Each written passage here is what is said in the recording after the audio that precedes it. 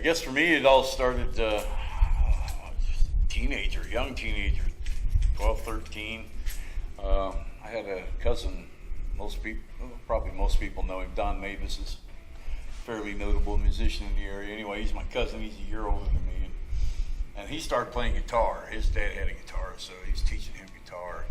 And of course, whatever he was doing, I wanted to do at the time. His folks would come over to my folks' house one weekend, and we'd go over to their house the next weekend. Folks would play cards and whatnot. And so me and Don would play guitars, and he had like maybe a year jump on me or something. I remember the first guitar I bought was a kid down the road had this. I don't even know what it was, man, but it had one string on it, and it was busted, and it had duct tape running across it. And I just remember riding a storm out or something on this one string and thinking I really did something, And but eventually, me and Don, we got to where we could actually could play, and I got into guitar lessons and ended up into my first band there at one point. I'd met Shane Tassert through in my high school art class, and he was into the same kind of music I was into, and we got together and we were writing originals. We were 15, 16 years old or something. We were writing our own songs, and before we was even doing covers, I think, and having a good time. Anyway, we out of that end up Justin Robbins and Danny Budke. At the time, Brian Franciscovich was bass, and we had a band called Razor Sharp. It was for the time, it was a pretty cool beginning, a high school rock band, and there were many others. Ended up I forget what those guys that had that Ratmobile running around. I forget what they called their band. They were little rat guys, and Purgatory was they were a year or two younger than us, and rivalry bands and stuff. Robin Miller Band was running around. We'd be running around town pulling down their posters, and stuff like that, catching them on fire, yeah, man. But that was the first experience that probably all of us had, as far as this group of guys. Justin Robbins, I think his whole family was musical, and he did bluegrass, and he was pretty well versed, but what he wasn't was a real rock musician, where that he is now, and that was the only thing I was. So it was a pretty cool pairing up. But eventually they got him and Danny, Shane and Danny went with Jerry Depew and Brian Curlin, and who was anyway they put different bands together, and me, I ended up putting something together with my cousin Don Mavis, and we never really got out of the basement. Him and Smudge and Daryl McCoy. A lot of fun. But then I turned around and at 21, I got married, and I decided that I wasn't going to be running around at the bars and all that. I married my wife was quite a few years older than me, and she wasn't into that scene, so I wanted the thing to work. So I sold my guitar and my equipment off, and wasn't really gonna plan on having a musical career. And well, one thing I discovered about a musical career is you can't get rid of it. You can quit or whatever, but it eats at you until you get back into it, So every time I would get the wild hair, I'd want to start playing again. So I remember I got together with Todd Atkins and Wayne Durbin at the time. He's deceased now, Randy Guerrero ended up being a real good friend of mine. And we put a band together called Too Crude, and it wasn't really ever supposed to be a band. I was just looking to jam with some guys and get some chops back, and here we're out. This band was the most fun. I mean, we'd be out night fishing together. The whole band drunk on the damn Beaches River all the time, catching stuff, and that was fun for a while, and I ended up getting a little too heavy into the party and stuff. My marriage was starting to suffer, so I quit again, sold all my stuff again, and every time I sold my stuff, through this time I wasn't very reliable as an employee. I wasn't doing a whole lot of work, and my wife was doing most of the work, and it was a surprise that she even put up with me through that period. But anyway, there at one point I ended up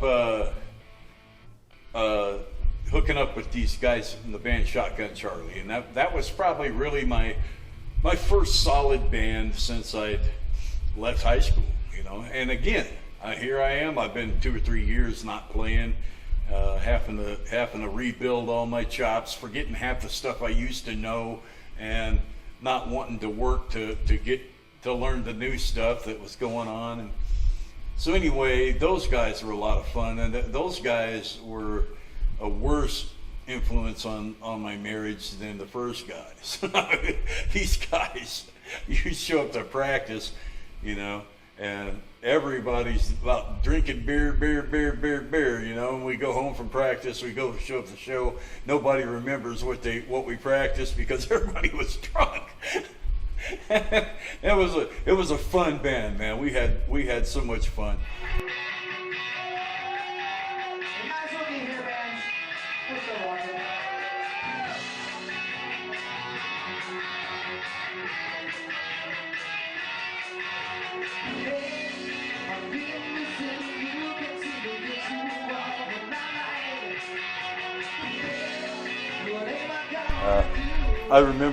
I remember one time, Rodney Haynes is our singer. He just like disappears and kind of looking around where he might be. I never did know till later when somebody had taken a bunch of pictures, they put up on the internet, and he had ran with his mic. He had some kind of explosive diarrhea episode. They got him coming in and out of the toilet thing out there, He's out there singing on the toilet, I guess. And a lot of fun stuff. That band was a lot of fun. It really was, and I learned a lot in that band. I learned how to harmonize and things like that with those guys. I didn't want to sing. I just wanted to play guitar, but they kind of pushed me to. They wanted a 4-piece harmony going on, and so I learned that, and as I was playing with them, I don't know, maybe a couple of years in or something, an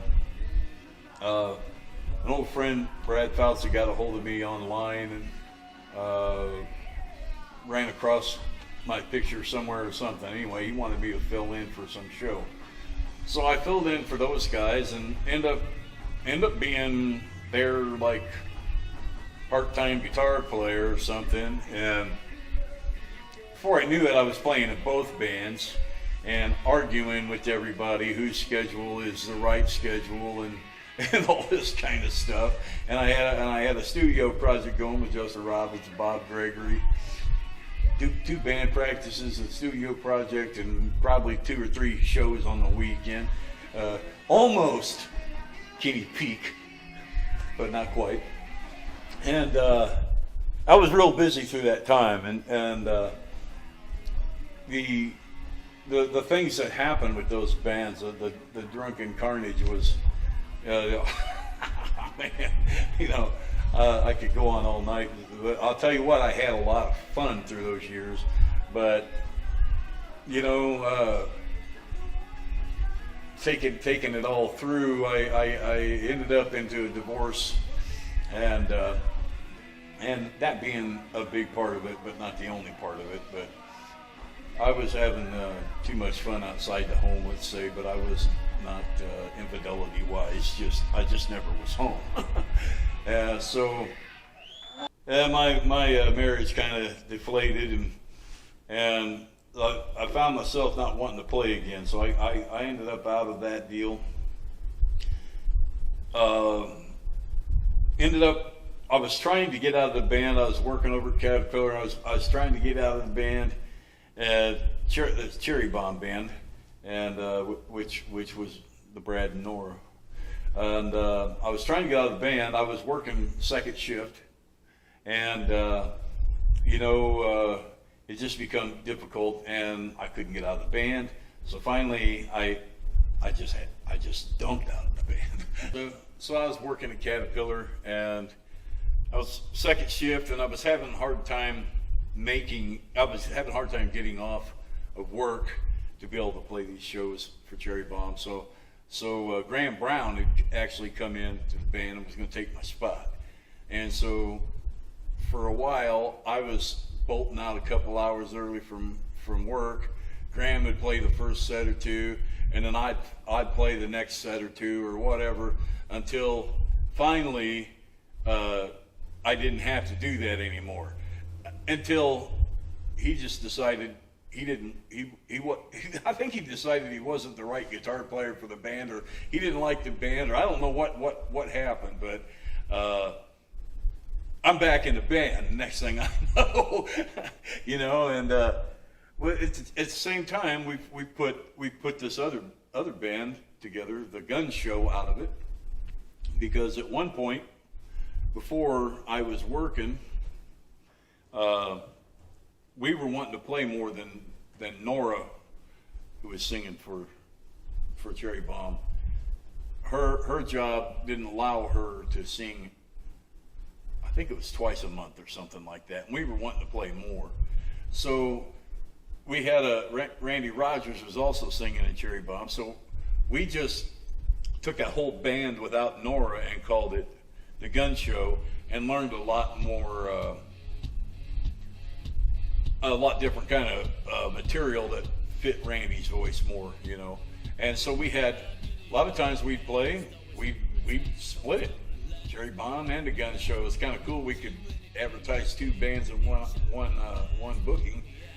At one point, the Cherry Bomb thing went to the wayside, and we had just the Gun Show, and which all of these bands, all of them good friends, all of them lots of fun. Kenny Pete played in Cherry Bomb and the Gun Show. He was the only drummer in the Gun Show, and we had a lot of fun, man. We had a lot of fun. But there at one point, I ended up. It wasn't because of work anymore. I was still playing out the Gun Show all the time, and ended up into a deal where I'd met somebody, and again, I was wanting to direct my interest to that, and man, I've been riding this horse for in my mid-40s or something, at this point, and I'm riding this horse, acting like a kid, partying my ass off every weekend and whatnot, and again, this, my new girlfriend, she wasn't going to want to be doing that all the time, and I couldn't really blame her. So I decided it was just time to hang up the guitars and retire, which I did. And I was. It wasn't very long that I was retired, but in the middle of this, I ended up in the middle of this spot where I was retired. I ended up finding the Lord in the middle of this. I got saved, and which was amazing. So I ended up out at Sandridge Church, David Atterbury, playing in that worship team, and then I don't know. One of the drummers we got in there to fill in was Bill Barrett, and I was jamming with a couple other guys, just having some fun, and I asked Bill if he wanted to come over and jam. Well, Bill has been without a band like almost all his life. He's a drummer that never really never really got out there and did it, you know. So he got all excited, and next thing I know, I'm booking this band, and none of us other guys were wanting to really go play out. We were just wanting to hang, you know. And Bill, he was just all, you know, and he still is. He's still all kinds of passionate about it. You see his posts, man. He's just all excited, and I'm glad. Really enjoyed seeing him come to life and grow. But I wasn't able to. My health started going downhill, and I ended up having to back out of that band too. And I health-wise have not been very good for quite some time. So at last several years, I'm just down to doing what the Lord keeps me healthy enough to do this at the church, and that's really good enough for me. That's all I really care about right now is serving, doing my part to serve, and I'm just thankful to have. If you'd have known the old me back in these other times I'm talking about, which I'll probably go back and tell a few stories or something here in a little bit, but the old me was different than the new me, than the now me. A lot crazier and a lot down the wrong path. So I'm glad, very fortunate to have been saved. Very fortunate to have all these new brothers and sisters in Christ. Now, I know everybody isn't about that, but that's what I'm about. So, all right, yeah, and some stories, you know, things that happen along the way. If you're a new musician, if you're a seasoned musician, you know what I'm talking about. This thing is a fun ride. If you enjoy playing and you enjoy, you know, you get 3 or 4 other people together with you that enjoy it too. It's a good time. Whether there's any drugs or booze or anything involved, it's a good time. Well, and you know, and it started. The very first gig I ever played was with the band Razor Sharp, and it was my first band in high school. And we had, I don't even know how we ended up doing it, but we ended up with some gig at the South Pekin grade school, and so we go into this place, and I don't know, we might have had 10 or 20 songs maybe that were halfway, whatever. Most of them were our own. And so we go in there and we're playing this thing. It's like in a gymnasium thing, and I remember it was the sound was bouncing around so bad you couldn't tell what was going on almost, you know, but these kids, they thought we were rock stars, you know, and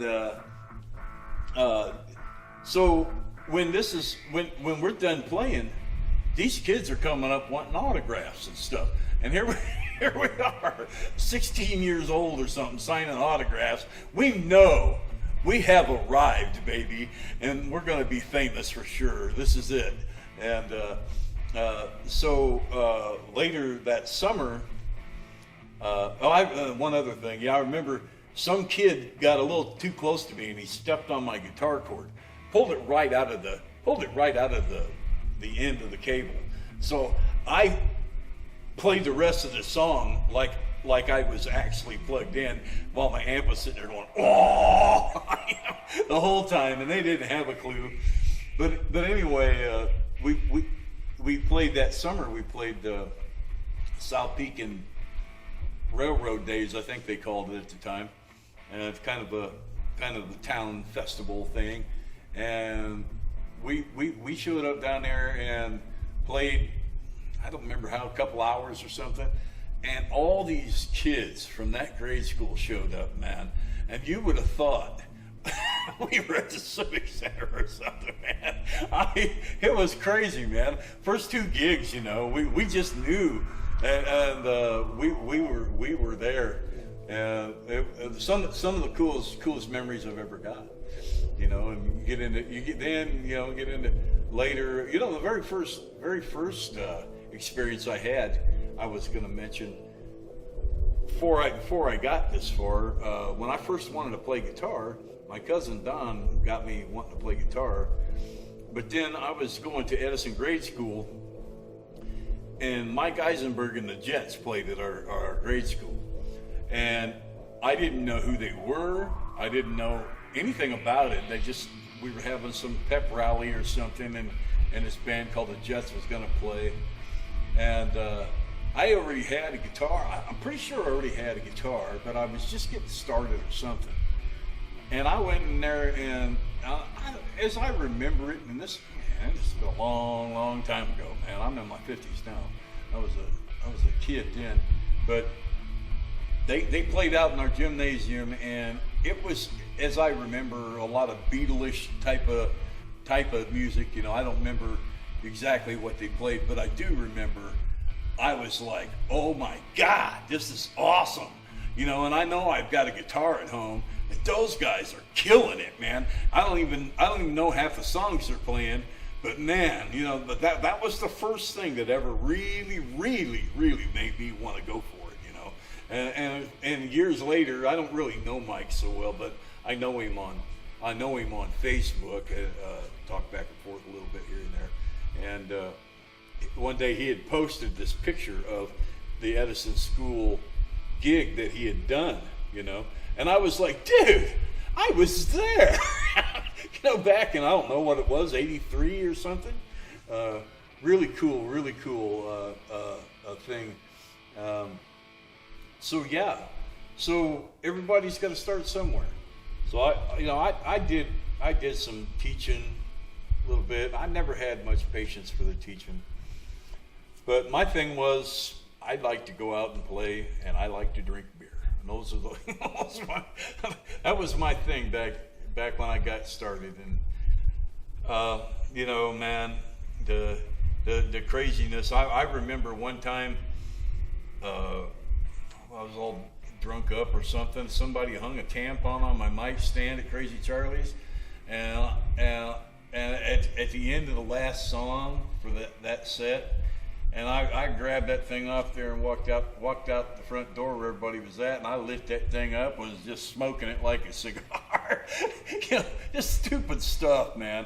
But it's so much fun to look back on. But you know, man, I had, with all those bands, I could have hundreds of stories. Kenny Peak passed out on his birthday, right on his drum set. We're playing, and I was drunk too. It was at the end of the night. We were almost done, and all of a sudden it started slowing down. Tempo slowing down, and all of a sudden it stopped. And look back there, and he's out on his kit, and so we had to pack his drums up for him. And I remember to this day how upset he was about the way we broke his kit down. He was not happy about the way we broke it down. But there's a million stories like that. You know, I would say, you know, this here today, you know, like I say, I'm playing for the church, for the main thing that I'm doing now, and then this is all I really want to do. And if I had it all to do over again, I'm not like a lot of people. If I had it all to do over again, I'd do it all over again. I had a lot of fun, but at a lot of cost, man. You know, I've broke some hearts and hurt some people and done some dirty things in my life that before I was a Christian that I'm pretty ashamed of, and I'd love to be able to go back and rectify it, but you know what? That's not going to happen. So we move forward, and luckily I have a home here where, you know, Glorify the Son Ministries. We just got this church put together, just took possession a few months ago. Place was an empty shell, and we opened last week, and it's a blessing, man. It's a blessing, and you know, it is here for me. I have a lot of regrets. All the fun stories and stuff I could pump at anybody, they should have all been a different me. They should all have been, you know, I'm not proud of what I've done. I might be able to still look back on it and laugh and be fond of some memories, but that was that was because I was, man. If I was still being heading down that road, I wouldn't even be alive now, man. I mean, me and Kenny was just talking about how many nights did you drive home blind out of your mind, not even remember how you got home, things like that, man. It got to being about that for me. It got to being about the party instead of the music, and that's when I really needed to get out of it, you know. So yeah, you know, as a young kid, I was beginning as a guitar player in a really trying, difficult time, actually, in the early '80s. Man, some maniac guitar players. Almost, you know, the music that we, or I should say, I was into would have been, say, the Rat, the Dokken, Ozzy Osbourne, Randy Rhoads, Eddie Van Halen, stuff like that. And man, you know, you're just learning how to play guitar, and you know, I was more. I guess I was more at that time, as it was coming in. I was already into Gary Richrath, Ace Frehley, guys like that, you know, and I already kind of understood the feel of that or something when I started playing guitar, you know. So it was easier, and it may just be easier to play. It's not as complex probably, but somehow, you know, there's guys that can got this finger dexterity, and they can play 1,000 notes and all that. Had them long skinny fingers. I got these little Vienna sausages to work with. You know what I'm saying? So I was never this arpeggio god or something like that. You know, the Richrath stuff. I love Gary Richrath's playing. I'm just a huge fan. Neil Schon, guys like that had feel and tremolo in their playing, and which later on in life, I'm feeling like I kind of got the shaft. I ain't quite as speedy as a lot of guys around here. And then a lot of guys like that, I find out through talking to them that, man, they have a difficult time with the feel thing, with the tremolos and the subtle bends, and you know, they got to think through that, you know, or it just, I don't know, it just happens for me. But so I'm more of a feel player, I guess. I don't generally, if I'm going to learn a new song, and especially if it's something Randy Rhoads or somebody did, I'm not going to spend 3 weeks working on that guitar solo. I'm going to figure out something that works pretty good, and I'm going to roll with it. Unless I'm going in the studio and recording it or something where it needs to be spot on. If I'm going to go play it out live, man, you know, I want to get it close, but close is good enough for me. I want the flavor of or something. I never did through all my bands.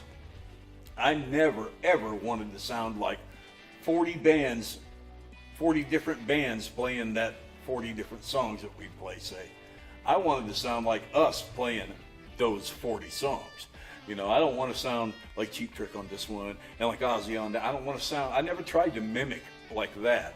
I wanted, if it was an older Hendrix song or something, it's going to get some punch put to it. If it's something already punchy, it's not going to lose it.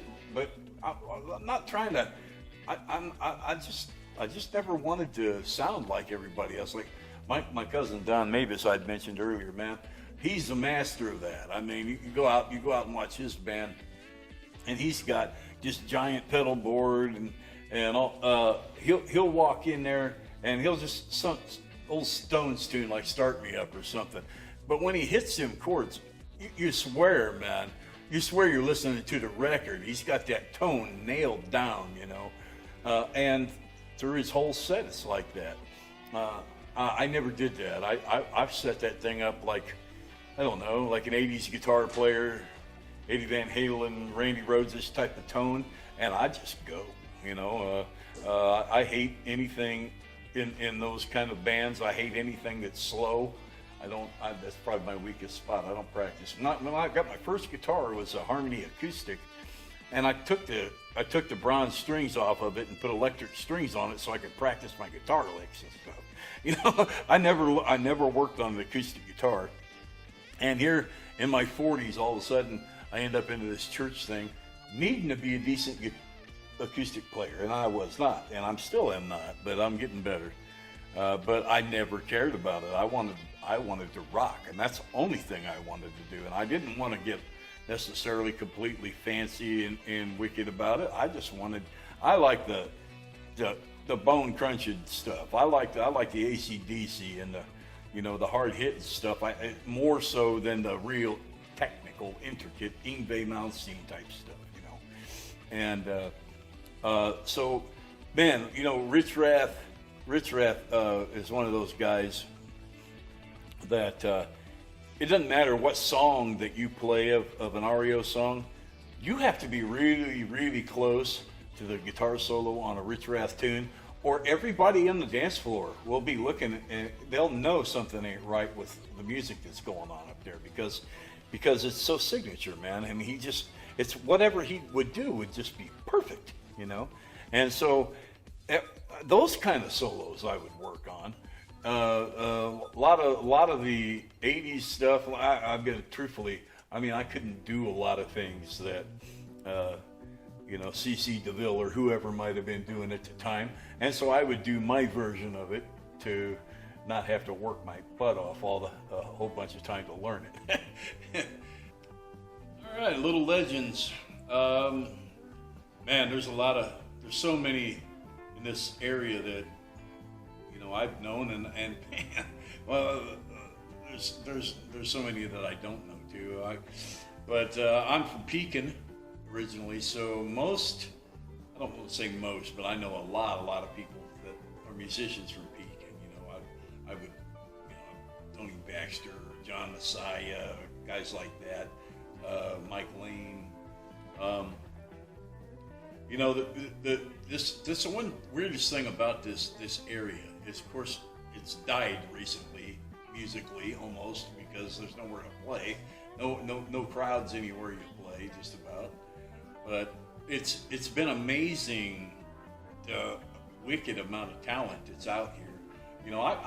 I've been around a long time. I do okay, but there's guitar players so much better than me. It has been forever, man.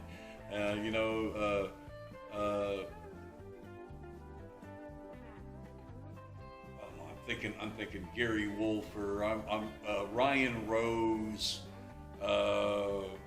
Danny Budke, drummers. Jason, not Jason King. Jason King's another one. Jim King, I was thinking of, used to be a really cool drummer around here. Over the years, I've seen. I've had the pleasure to see most of them. Tony Baxter. I've had the pleasure of knowing and seeing a lot of these guys, and I'm old. My thought process isn't that good. I'm not going to remember all the names of everybody that I know, but it is a talent-rich environment around here for this old hick farm town area, man, and not sure what I'm even doing here in this mix, because there's so many more accomplished and successful musicians around than me. But I have had a good time with it over my life. I've met a lot of people, and I've learned a lot of stuff, and I've had a lot of fun. And man, Jerry Stark, guys like that, man, they just I love it. Bob Gregory. Bob Gregory, man, I've been goofing around in his home project studios since, I don't know, 1990 or something, and we have a ball, man. It don't matter what we're doing. It's good people. I've met so many good people, and but it started losing its luster around here for me, because the bars ended up where there aren't that many people going to them anymore, and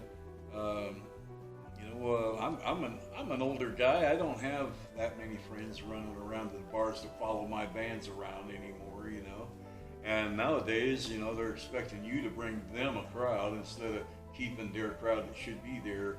It just becomes unfun playing to tabletops and ashtrays or something. Well, you can't even smoke, so there's no ashtrays either. It lost its luster around here.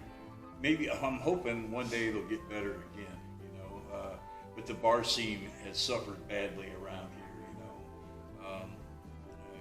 You can argue your topics of why that has happened, but it's still, you know. What's the what are them guys calling Josh Thompson? Them guys, what are they calling themselves now? Rebel and Red. Rebel and Red, man. Those guys are killing it, man. I gotta get out and catch them. I've been seeing their videos, but these are the top-notch guys from the area. All these, probably everybody in the band is a lead singer, you know, and they got these ripping harmonies and just, man, you know, I would love to have been a part of something like that. But I just never did, man. I just got into stuff and got attached to the people I was jamming with, and I was happy. But it just never was anything that was that high a caliber, I would say. You know, I'm not that high a caliber. Josh is way better player than I am. But yeah, man, I went out and seen the Unhandsome Devils a few years back, and I remember leaving there thinking I just didn't want to play guitar anymore. I was pretty sure that I just didn't want to be a musician around here anymore. Cause man, you know, it's a really humbling thing sometimes. These guys around here are badass, you know. But anyway, you know, I've had a lot of people follow me around through my career too that appreciated what I was doing for whatever reason, and I was real appreciative to have them in my corner, you know, when I go play. But that's been quite some time. Now I'm content with this type of thing with my church, and you know,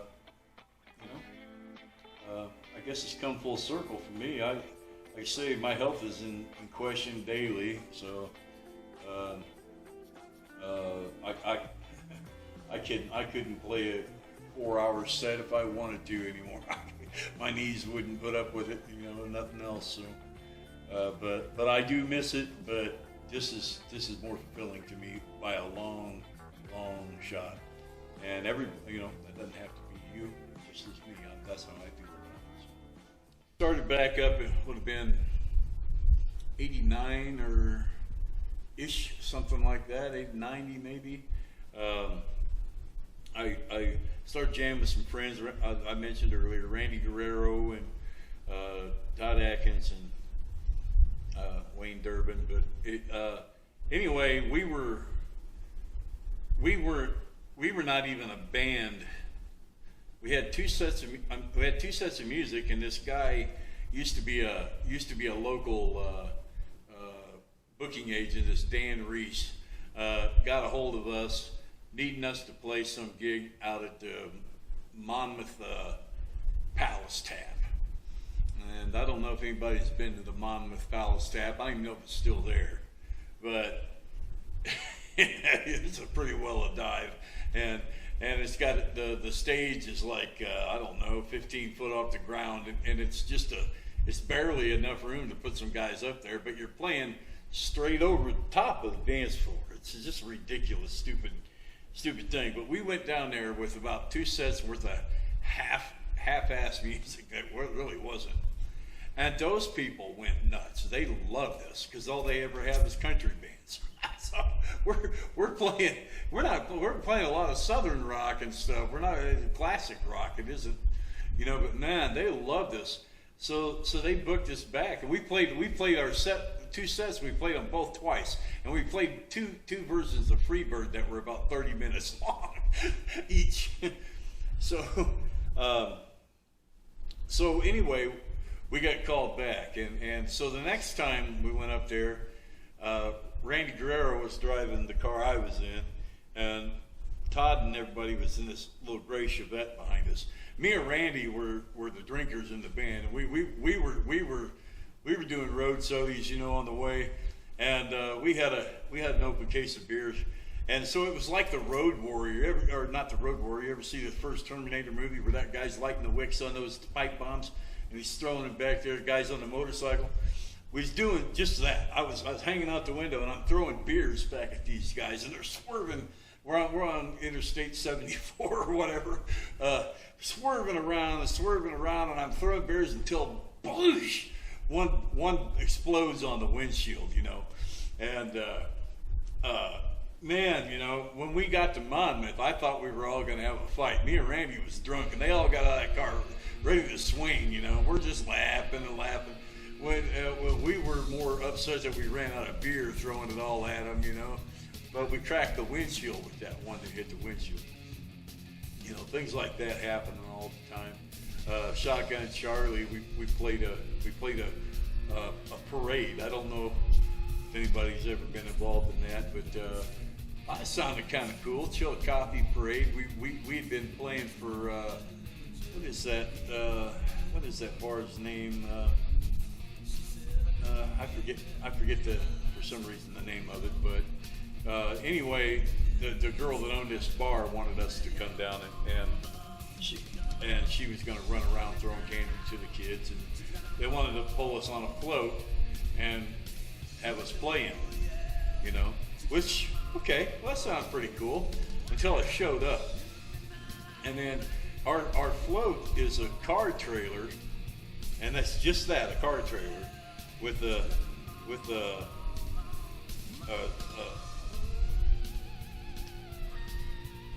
generator on the front of it. And, and so we all squeeze all our stuff onto there, and our drummer, we brought the electronic kit, and he's sitting right up against the rail. His butt is actually over the edge of this trailer, and so we're all smashed together on this thing, and wherever it was that we loaded and sound checked our equipment and everything, we had monitors pointing out a couple different ways, and we're all smashed together. And wherever we set this up, we had to drive across town to get to the location. so we're standing on this thing all the way across town, and every time somebody hits a brake or accelerates a little bit, it's trying to throw us all off this trailer. And it was hot, man. It was so hot. And so we get there, and so they stage us in line with this thing. And we sat there in the blazing sun, standing there. And I remember my strings got so hot that they were like burning my fingers, man. It sucked. And I don't know how long we sat there, but we were all just burnt to a crisp before we even got started. And so they started pulling this thing, and I'm already I remember I was getting like Charlie horses and stuff from adjusting my balance, and they're just jerking this thing around, and we're driving down through town with all these kids on the side there. We're playing Tie Your Mother Down and stuff like that. We don't have any kid-friendly stuff, you know. And I just remember that when I went to get off the trailer, I just fell out into the street because my legs didn't work good enough anymore, and they weren't doing what my mind was telling them to do. And I was, guitar and all, I was out in the street. And you know, you just never know what to expect. You know, you somebody books a venue, you show up. You know, at one time down at the VFW Road in Pekin, at the VFW. Well, you was there. You was at that one. It was the Can You See Me Now motorcycle thing. You know, a fundraiser or whatever. And we were booked for that. Well, we show up, and it's a diamond plate stage set at the end of this cornfield, out in the blazing sun. And I remember pulling up, and you were setting up, and I walked onto that thing, and I have heart problems, you know. I walked onto that thing, and I'm like, oh my God, how are we going to live through this? I mean, it was as if you could see the heat coming up off of this thing, and it was just soaking all that heat in, and I remember I don't know. Did I play 3 or 4 songs? And I had to get off the stage and go sit in the truck with the air conditioning because I thought I was going to die. Then I didn't die. So I got back out of the truck and got back up there and played another 3 or 4 songs. Oh shit, I'm going to die. And so we got down to Randy's truck, turned on the air conditioning, and I'm like, okay, so we didn't die. And I got up there and I think I walked up there and I said, we're done.